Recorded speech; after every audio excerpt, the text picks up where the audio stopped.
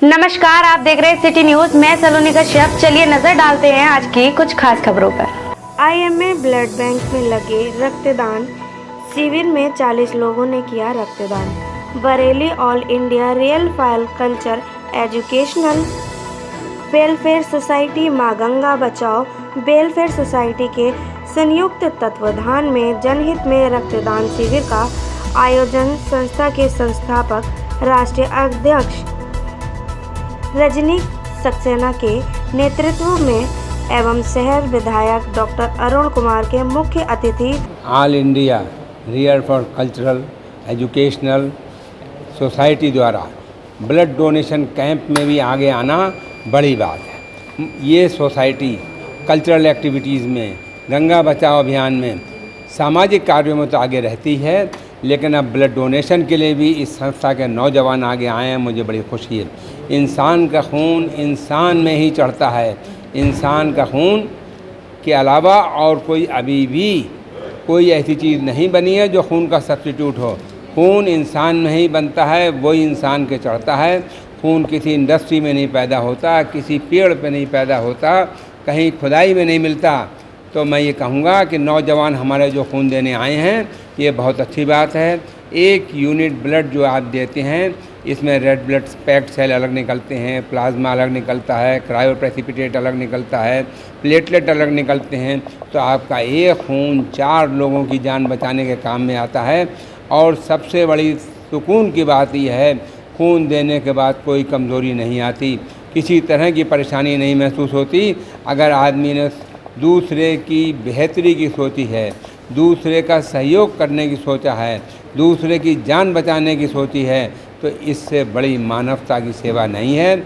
मैं इस संस्था के अध्यक्ष भाई रजनीश जी को और सभी उपस्थित सदस्यों को बहुत बहुत बधाई दूंगा कि आपकी संस्था ब्लड डोनेशन में भी आगे आई।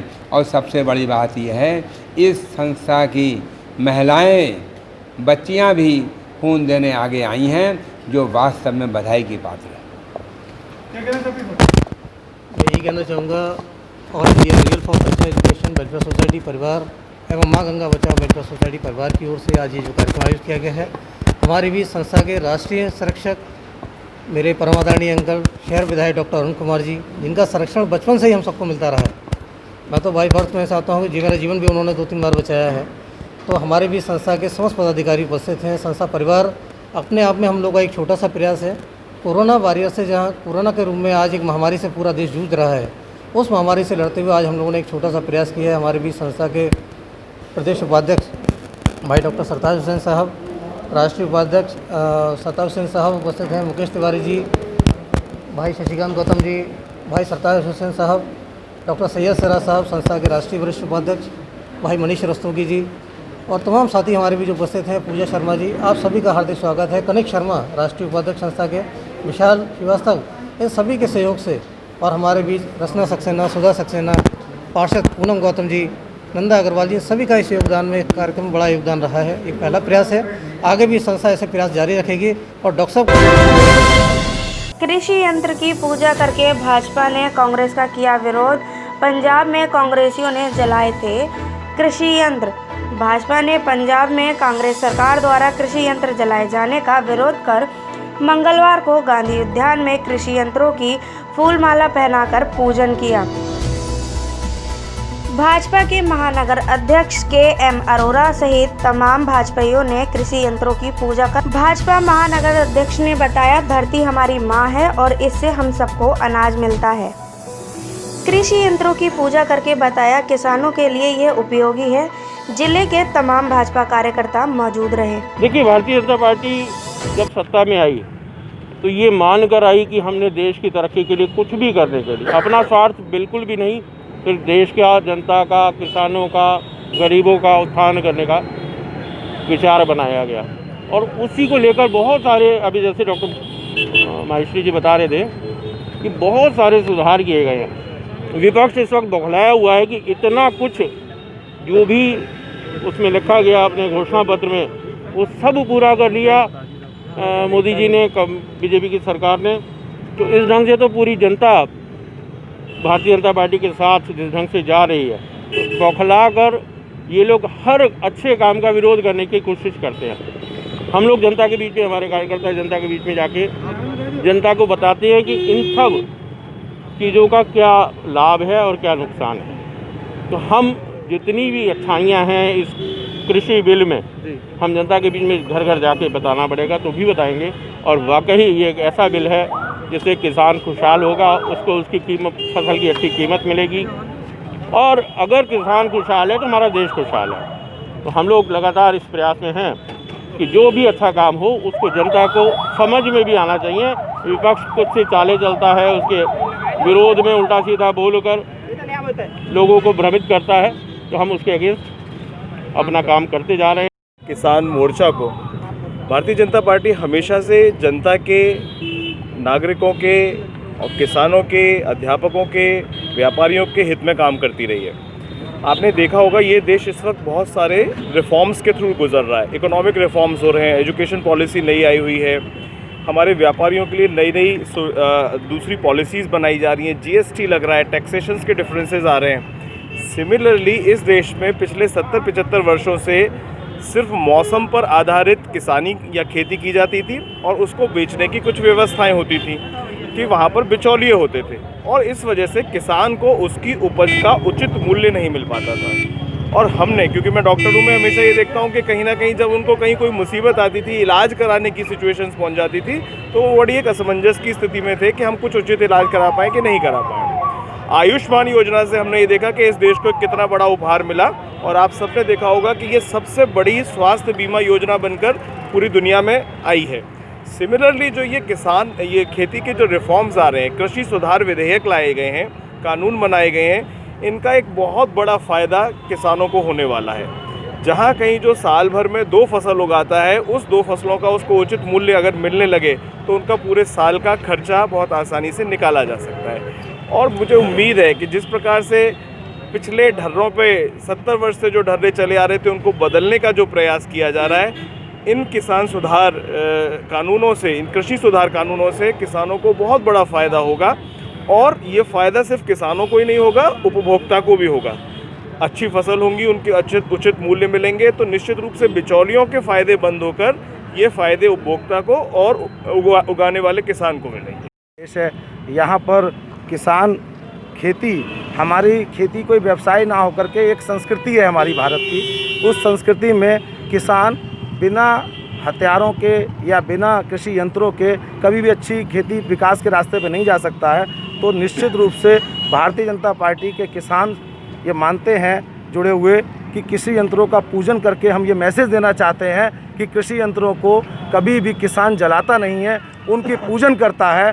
जबकि विपक्ष के कुछ लोगों ने, जो कि निश्चित रूप से मैं कह सकता हूं किसान नहीं हो सकता, वो कोई ना कोई विपक्ष इसको बरगलाने का काम कर रहा है, जो कृषि यंत्रों को जला करके अब मैसेज दिया है। जबकि इतनी बड़ी संख्या में पूरे देश में आज किसान अपने अपने ज़िलों में कृषि यंत्रों का पूजन करके ये बता रहा है कि भारत की संस्कृति में किसान जो है कृषि यंत्रों को जला नहीं सकता, उसका पूजन करता है।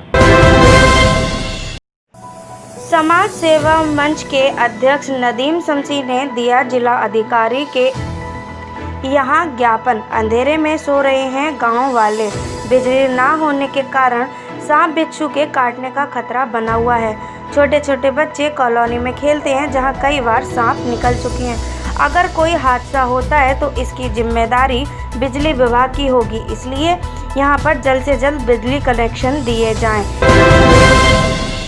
इस्लामिया मार्केट में आज सुबह शॉर्ट सर्किट की वजह से छोटे बच्चों के रेडीमेड गारमेंट्स की दुकान में भीषण आग लग गई। मौके पर फायर ब्रिगेड टीम को लेकर पहुंचे एफएसओ रवीश कुमार ने आग पर नियंत्रण पाया। कुछ समय के बाद दिवाली है, जिसको देखते हुए बाकी दुकानों को संदेश दिया गया। अग्नि सुरक्षा के उपकरण दुकान की सुरक्षा हेतु अवश्य लगवा दें। तो प्रातः लगभग 7:15 बजे जो है थाना कोतवाली क्षेत्र अंतर्गत जो है 3132 इस्लामिया मार्केट में एक फर्स्ट क्राई नामक दुकान है, शोरूम है, जहाँ बच्चों के कपड़े और खिलौने इत्यादि मतलब कारोबार होता है वहाँ पर। तो उसमें जो है मतलब आग की सूचना मिली, तो आग की सूचना मिलते ही हमारी यहाँ से जो है अग्निशमन केंद्र सिविल लाइन से 2 गाड़ियाँ मौके पर पहुँची और लगभग 45-50 मिनट की मशक्क़त के बाद जो है 2 गाड़ियों ने आग पर काबू पा लिया। इस दुर्घटना में मतलब कोई भी इंजरी या इस टाइप की जीव हानि नहीं हुई है, वरन थोड़ा बहुत नुकसान हुआ है, जिसका आकलन जो है संबंधित दुकानदार द्वारा किया जा रहा है। सर क्या कारण है आग लगने के? आग लगने के प्रथम दृष्टया यही है कि जैसे ही अग्निशमन विभाग का दल वहाँ पर पहुँचा है तो वहाँ पर जो बैटरी और इन्वर्टर वगैरह थे वो दुकान के अंदर पाए गए हैं, और इन्वर्टर जो है मतलब चालू अवस्था में ही पाया गया था। और इसके अलावा जो इलेक्ट्रिक के जो डिस्ट्रीब्यूशन जो पैनल्स थे वो भी दुकान के अंदर ही पाए गए थे। तो संभवतः वहाँ जो है शॉर्ट सर्किट की घटना हुई है, जिसके बाद दुकान में मतलब आग लगी। सर क्या आगे भी दुकानों में जो पूरी बात करें लोगों को सर कुछ चिन्हित किया, क्या कुछ संदेश दिया गया है सर? नहीं, संदेश अभी जो लगभग 15-20 दिन पहले और इस टाइप की एक दुर्घटना हुई थी, जिसमें मतलब कई दुकानों का मतलब नुकसान हुआ था, 15-20 दुकानों का। तो उस संबंध में हमारे दिशा निर्देश जारी किए गए थे कि बिजली सुरक्षा के संबंध में भी दिशा निर्देश जारी किए गए थे, और अग्नि सुरक्षा के संबंध में भी सभी दुकानदार भाइयों से मतलब आग्रह किया गया था, और निर्देश भी दिए गए थे कि उनको अग्नि दुर्घटनाएँ ना हो तो इस बारे में क्या क्या उनको करना है। तो अभी इस बारे में हमने मतलब उनको उनके पदाधिकारियों से के द्वारा भी उनको डिस्ट्रीब्यूट कराया था।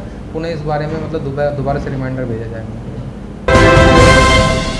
बिजली विभाग के निजीकरण के विरोध सहित 17 सूत्रीय मांगों को लेकर विद्युत कर्मचारियों और अधिकारियों का प्रदर्शन जारी।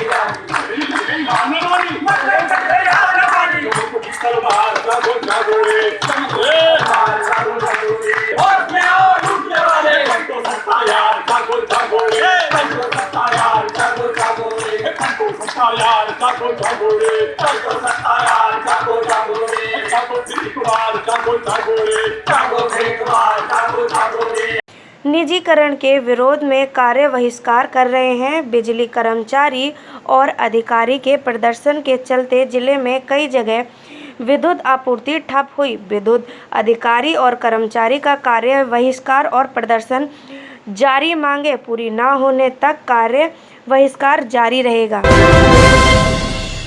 समस्त दलित समाज संगठनों के साथ कांग्रेस और सपा ने भी हाथरस में हुई घटना को लेकर किया प्रदर्शन।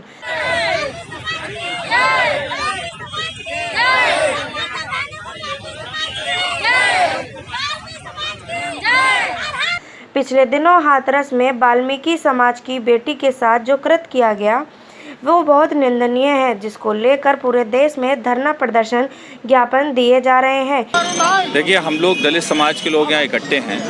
पूरे बरेली का दलित समाज के तमाम संगठन के लोग एकजुट होकर के हाथरस की घटना पर अपनी बात कहने आए। सारे लोगों में आक्रोश है। पूरा दलित समाज, पूरे देश का दलित समाज इस समय आक्रोशित है, क्योंकि जिस तरह से हाथरस में घटना हुई, बच्ची के साथ पहले बलात्कार, फिर उसे मार देना, और उसके बाद प्रशासन के द्वारा भी उसकी लाश को बिना घर वालों की परमिशन के, बिना उन्हें दिखाए उसकी लाश को जला देना, ये बहुत ही अमानवीय कृत्य है। सरकार पूरी तरह से इसमें लिप्त है, और हम लोगों ने, पूरे संगठन के लोगों ने, दलित समाज के लोगों ने आज इकट्ठा होकर के वहाँ के डीएम को बर्खास्त करने की मांग की है, एसएसपी को बर्खास्त करने की मांग की है, क्योंकि सरकार ने एक तरफ पहले एसआईटी बनाने की घोषणा की, अब कर रही है सीबीआई से जांच कराएंगे। कहीं ना कहीं सरकार भी लीपापोती कर रही है, किसी भी तरह से उसे लीपापोती करना है। बस हम लोग चाहते हैं कि पूरे मामले में सबसे पहले डीएम एसपी बर्खास्त हो, और उसके बाद इसकी न्यायिक जांच होनी चाहिए, तब दूध का दूध पानी का पानी होगा। आज हम लोग जो है यहाँ ये सफाई मजदूर संघ ने धरना दिया, उसका हम सब समर्थन करते हैं, क्योंकि बहन मनीषा वाल्मीकि के साथ जो है अन्याय जो हुआ है, जो वहाँ के, क्योंकि सबसे जिन्होंने दोषियों ने दोष किया, जिन्होंने रेप किया, वह तो दोषी यही हैं, लेकिन उसके साथ में सबसे बड़ा दोषी हम मानते हैं वहाँ के डीएम महोदय को और उत्तर प्रदेश सरकार को, क्योंकि डीएम क्या बेचता है अपने आगे। जिस प्रदेश का मुखिया अगर सजग हो तो इस तरह की घटनाएं दोबारा नहीं हो सकती। जिन जालिमों ने हमारी बहन मनीषा की हत्या कर दी, उसका बलात्कार करके, उसके बाद जो वहाँ का प्रशासन है, जो वहाँ का डीएम है, जो वहाँ का पुलिस प्रशासन है उनको बचाना चाह रहा है और बचाने की भरसक उसने कोशिश और प्रयास किया है। हम ये चाहते हैं कि वहाँ के डीएम को बिल्कुल बर्खास्त किया जाए, वहाँ के एसएसपी को बर्खास्त किया जाए और इस जांच को न्यायिक रूप से कराया जाए। मांग हमारी है वो हाथरस का एसएसपी और डीएम को बर्खास्त करके एफआईआर कर उसको जेल भिजवाने का काम करें सरकार, तब हमारी मंशा पूरी होगी। बहन तले ये कार्यक्रम हुआ है, धरना प्रदर्शन ये सेठ दामोदर पार्क में हुआ, उसका हम समर्थन करते हैं। और जो हाथरस की बिटिया के साथ जो घटना घटित हुई है, हम ये मांग करते हैं हाथरस के जिला प्रशासन से, उत्तर प्रदेश सरकार से कि उस बिटिया को परिवार को न्याय दिलाने का काम हो। और हमारी एक मांग ये भी है कि जिला हाथरस के डीएम को तत्काल प्रभाव से बर्खास्त किया जाए। विभाग की तरफ से समर्थन करता हूं और जहां तक आएगी हर तरीके से बहन के न्याय के लिए हम इंसाफ की बात करने के लिए बरेली से लेकर लखनऊ तक चलना पड़े चाहे दिल्ली तक चलना पड़े, हम इसके लिए तत्पर तैयार हैं।